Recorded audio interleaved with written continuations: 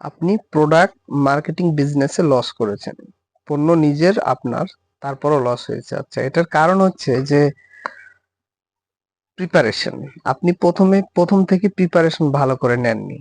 যদি আপনি প্রিপারেশন ভালো করে নিতেন তাহলে লসটা হতো না।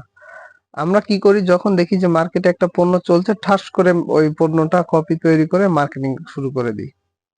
কিন্তু এভাবে আসলে মার্কেটিং হয় না। মার্কেটিং করার জন্য আসলে দেখতে হয় যে ওই পণ্যটার আসলে চাহিদা কেমন। চাহিদা কেমন এটা আগে চেক করতে হয়। চেক করার পরে আগে পণ্যর মার্কেটটাকে তৈরি করতে হয়। উম, মানুষদের সহজলভ্যতাটা তৈরি করতে হয়।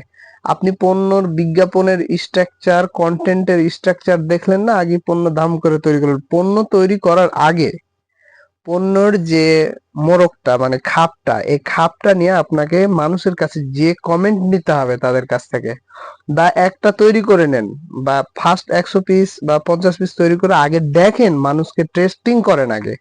উইদাউট টেস্টিং আপনি প্রোডাক্ট কিভাবে মার্কেটিং এ যান? তাহলে তো লস হবেই।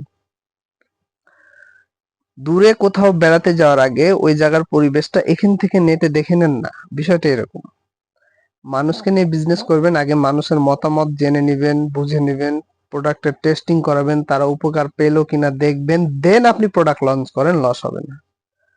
আগে মার্কেটিং সিস্টেম আপনার হাতে আসতে হবে পূর্ণাঙ্গ। কিভাবে ডেলিভারি দিবেন, কিভাবে তারা প্রোডাক্ট নিবে, কিভাবে তারা পে করবে, এই সমস্ত জিনিসের একটা প্ল্যান আপনার কাছে রেডি থাকতে হবে। দেন আপনি প্রোডাকশন করেন, আপনার প্রোডাকশন লস হবে না। আগে মার্কেটিং সেক্টর দখল করতে হবে, মানুষের সাথে কমিউনিকেশন, ইন্টারনাল কমিউনিকেশন বিল্ড করতে হবে। Thank you.